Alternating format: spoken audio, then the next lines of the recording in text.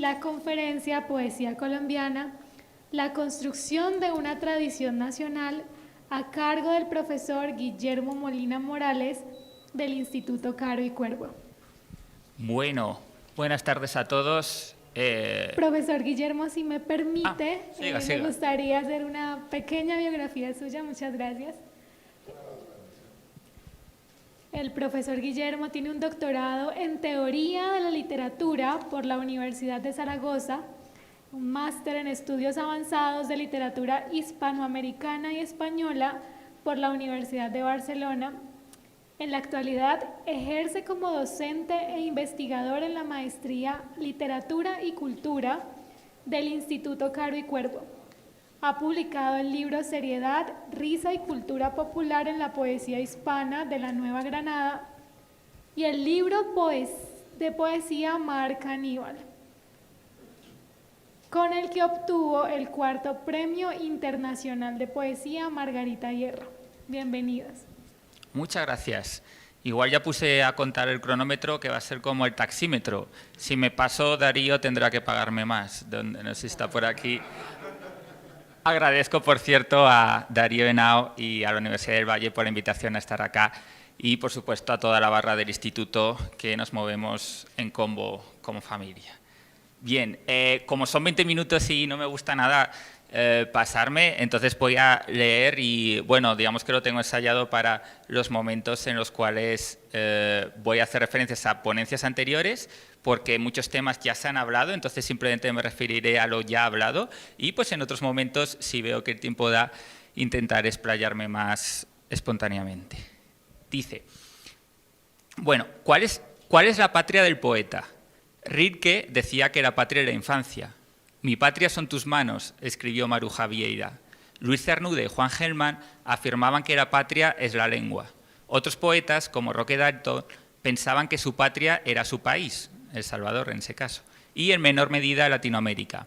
La pregunta no es en todo caso gratuita. Para el creador supone la delimitación de la tradición con la cual dialoga su poesía, una tradición que buscará profundizar, modificar o rechazar. Para el crítico y el lector se trata del marco referencial desde el cual se leen los poemas. Incluso el propio concepto de poesía mueve sus fronteras en relación al canon que se tenga en mente.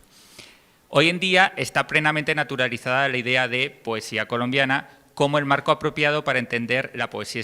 Es algo que, al parecer, en los años de letras nacionales era necesario reivindicar y mi percepción es que, curiosamente, se logró, en el sentido de que hoy los poetas, al menos, también los estudiosos, ciertamente, sí conceden esa importancia a ese término de poesía colombiana. Es importante remarcar que este término es una de las posibilidades para establecer esos marcos interpretativos, ¿no? Porque hay otros, por ejemplo, marcos regionales, como puede ser poesía vallecaucana, digamos, zonas culturales, poesía caribeña, tradiciones lingüísticas, poesía escrita en español, ciclos largos de la historia literaria, poesía moderna occidental, grupos identitarios, poesía negra, poesía homoafectiva. Es decir, hay muchas posibilidades de uno crearse una tradición con la cual se relaciona. Y una de ellas, que hoy en día es la dominante, es el rótulo poesía colombiana.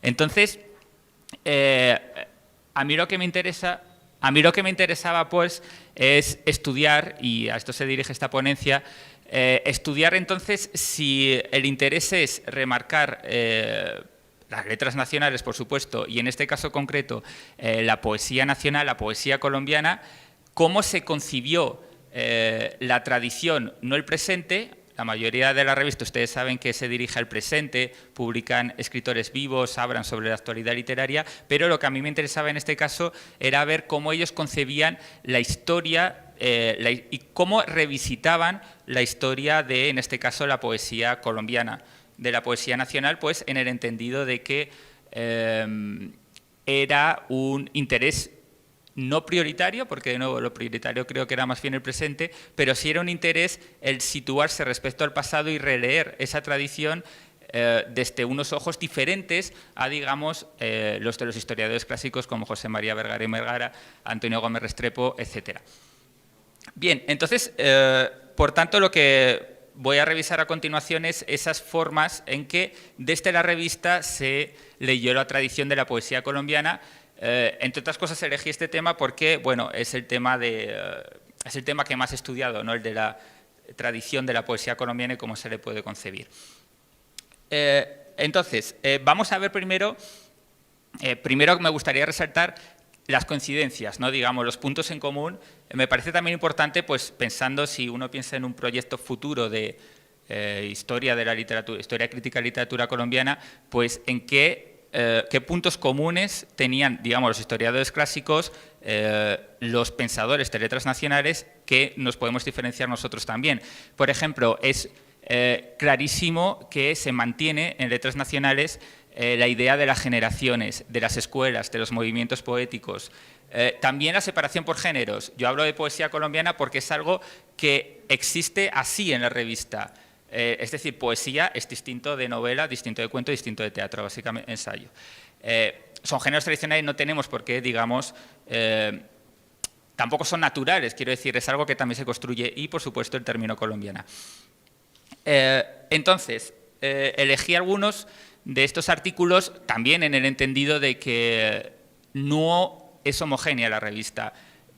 No es que la revista se alinee en torno a un dogma, todos siguen ese dogma y por lo tanto tomes lo que tomes te va a salir lo mismo porque todos están siguiendo el mismo dogma, ¿no? Sino que hay una diversidad y es importante reseñar, ayer la profesora Carmen Elisa pues explicaba, ¿no?, distintas formas en que podemos leer esta revista y yo la voy a leer como un corpus de múltiples aportaciones desde distintos puntos de vista que voy a especificar cuáles son, no como algo homogéneo que tenga una posición única. Entonces, en el número 0 hay dos artículos muy interesantes en este sentido. Uno es de Francisco Posada, se llama Ideas sobre la cultura nacional y el arte realista. No está dedicado exclusivamente a la poesía, pero sí hace mucho énfasis en la poesía para mostrar su punto, ¿no? Básicamente el concepto clave que él usa es el de colonialismo cultural. Francisco Posada, empieza a hacer ese repaso, también una costumbre muy que nosotros puede resultar curiosa, quizás porque tenemos más medios de comunicación, no tenemos la necesidad de recordar todo desde, mejor dicho, desde el inicio de la humanidad, o al menos desde el inicio de la poesía escrita en Colombia, ¿no?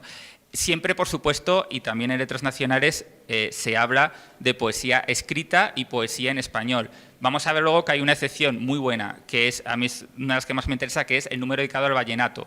Es muy importante esto porque es un momento en que se abre a la poesía popular o poesía oral. Pero por lo general, cuando se habla de poesía colombiana en la revista, se habla de poesía escrita en español. Entonces, por lo cual, estos repasos, y vamos a ver de Francisco Posada, empiezan con la época colonial. Y se intentan distinguir de Antonio Gómez Restrepo. Aquí entonces está este problema de historiografía, ¿no? Francisco Posada dice, voy a leer en contra de este concepto de colonialismo cultural que usaba Antonio Gómez Restrepo. Y en concreto, él dice que este colonialismo cultural deja de lado los factores económicos y sociales que rodean la producción de poesía, ¿no? ¿Qué encuentra una lectura? Bueno, empieza con la poesía colonial y dice: la poesía colonial fue la poesía de una época sin desgarramientos ni conflictos interiores y, por lo tanto, poco interesante. Bueno, aquí la doctora Carmen Millán y yo, pues, podemos disentir de esto, pero lo que a mí me interesaba es por qué se pensaba que era tan poco interesante 3 siglos de literatura o de poesía colonial, ¿no? Claro, yo creo, voy a coger un concepto del profesor Juan Manuel, yo creo que es por esta idea teleológica de la historia literaria en la cual hay un camino de ascenso en el cual llegamos hacia el momento presente que es superior a los anteriores. O sea, no es esto una verdad, sino un concepto que se usa mucho en historiografía literaria. Entonces, ¿cuál es también el problema de esta época?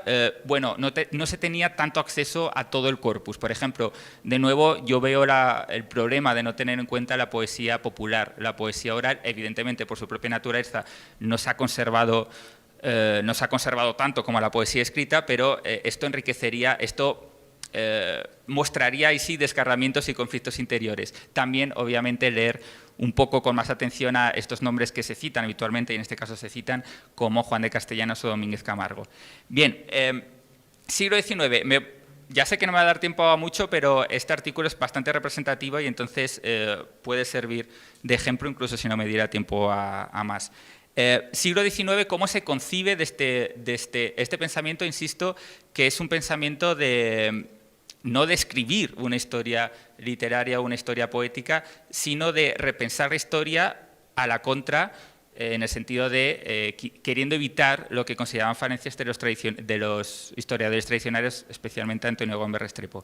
Bueno, entonces, siglo XIX, he encontrado, no solo en él, también en los otros artículos, por ejemplo, Pachón Padilla, que se ha citado mucho, es esa, digamos, énfasis en aquellos poetas que tienen referentes locales. Entonces, se exaltan sobre todo Gregorio Gutiérrez González, y otros poetas que escriben con un referente local. Esto es importante porque en algunos momentos de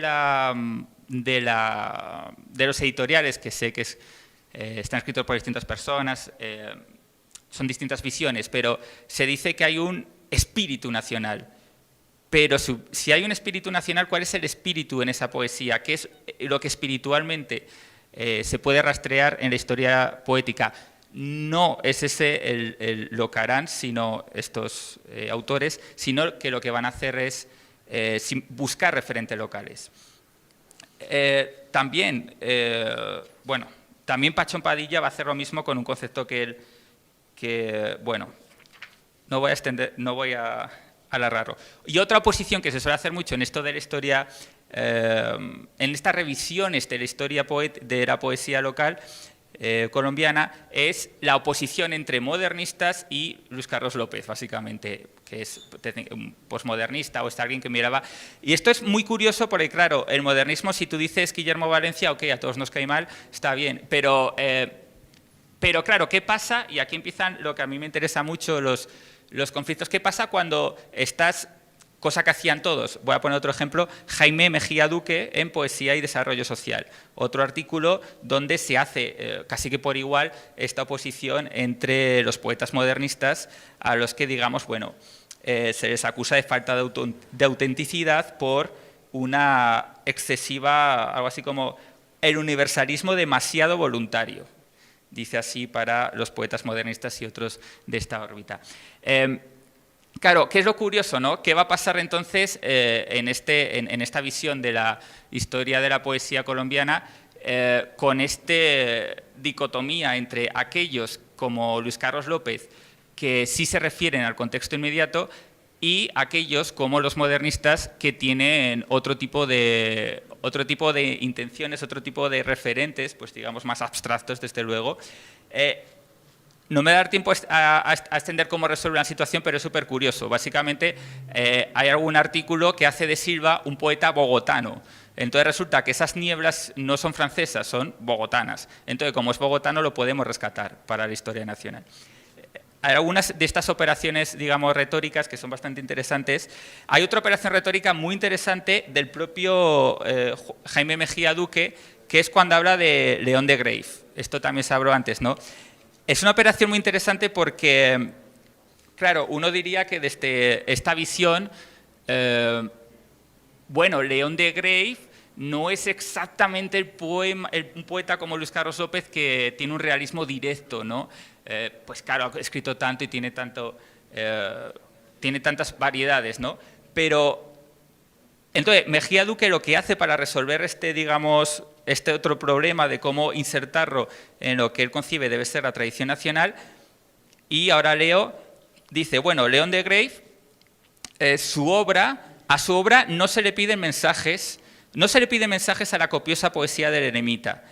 Ella se alza en bloque, como un accidente natural, como la roca del Peñol, y hay que darle la vuelta en peregrinación de jornada entera.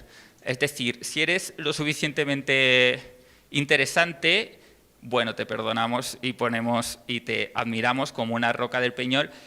Pero, claro, esto genera problemas, ¿no? Igual que genera problemas el asunto de la oposición de Luis Carlos López con el modernismo. Y los problemas son básicamente, Bueno, digamos, ¿cómo se produce? Porque hay otra serie de problemas que es... yo que estaba tan ordenadito ya me he liado. Hay otro problema que es... o sea, estamos creando, digamos, una visión de la literatura nacional y en esa visión de la literatura nacional, de la poesía nacional, lo que queremos destacar es los poetas que se comprometen con su entorno inmediato, con la nación, pues, ¿no? Entonces, lo que interesa es, con estos ejemplos, obviamente no he podido nombrar muchos, es... ¿cómo leemos entonces la tradición teniendo en cuenta esto, ¿no? Y pues quizás me he centrado más en las falencias o lo que desde nuestra época o desde mi persona puedo entender más como una falencia, como puede ser el enfoque teleológico, que básicamente quiere decir que hay una progresión donde la época colonial es una época muy aburrida y muy sin tensiones y poco a poco, a medida de la independencia, pues ya empieza a ser colombiano de verdad hasta lograr la colombianidad máxima en nuestros días.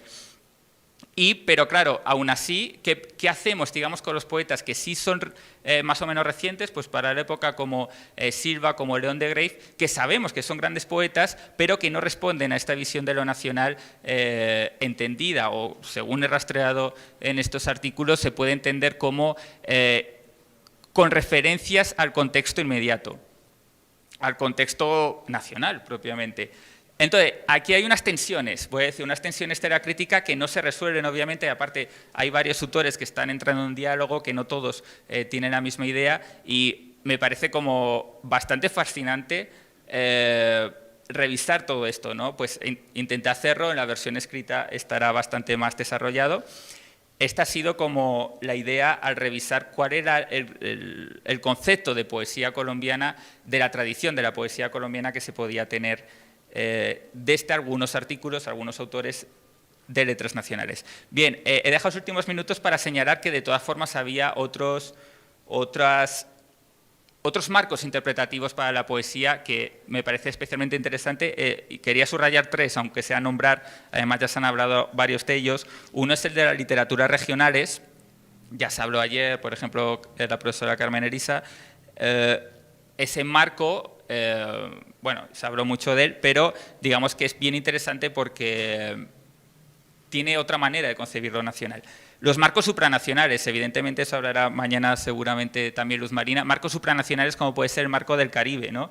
El negro, la literatura antillana, bueno, ya son marcos supranacionales que invitan a establecer relaciones con lo otro, con lo otro que al mismo tiempo, en este caso no el otro porque estamos en el mismo marco, en este caso el de literatura caribeña, pongamos. Y sobre todo este ejemplo que os ponía del vallenato, que a mí me parece que es como un momento de apertura súper importante porque supone básicamente, es un poco ambiguo porque creo que se llama el número en vallenato en la literatura, pero bueno, uno entiende por cómo está que es el vallenato como literatura, ¿no? El vallenato como es literatura, es poesía y es poesía popular, vamos.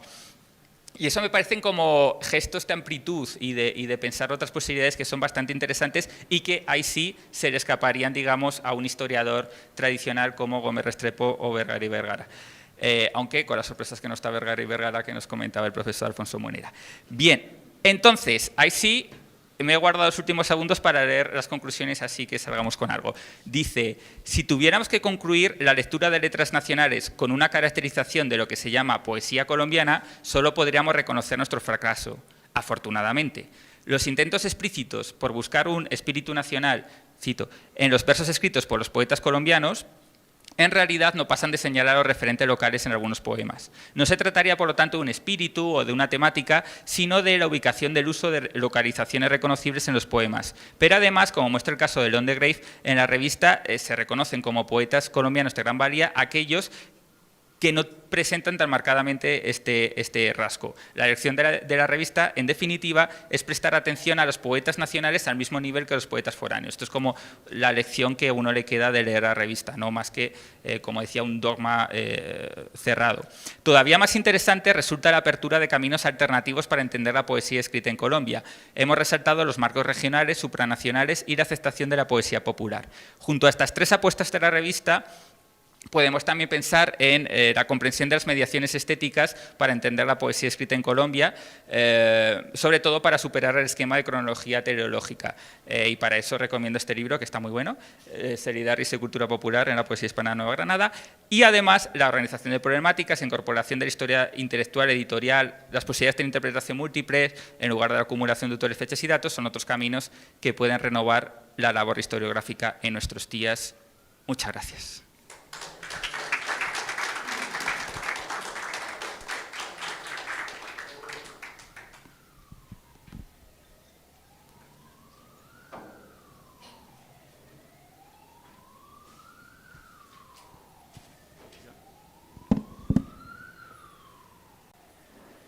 Lo felicito por su ponencia. Yo me sigo declarando modernista y defensor de esa tradición.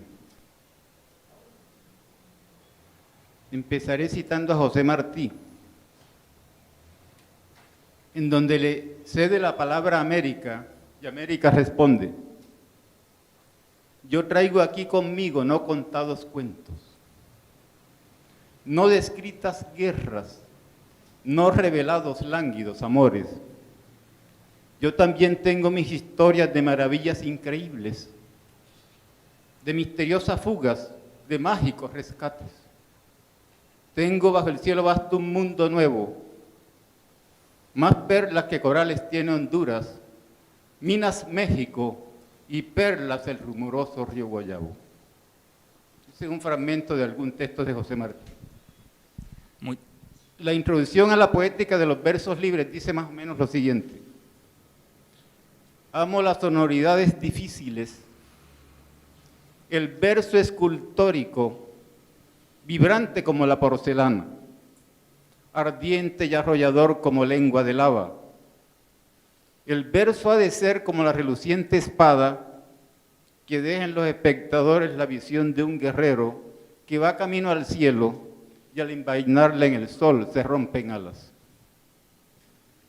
Y nuestra América,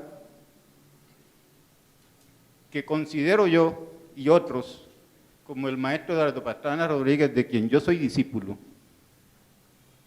él decía que nuestra América es el acta de nacimiento de América Latina. Y ese ensayo medular, Nuestra América, empieza diciendo lo siguiente: cree el aldeano vanidoso que el mundo es una aldea. Nuestro grave problema es que tenemos mentalidad aldeana. Eso nos ocurre con mucha frecuencia. Y al final de Nuestra América,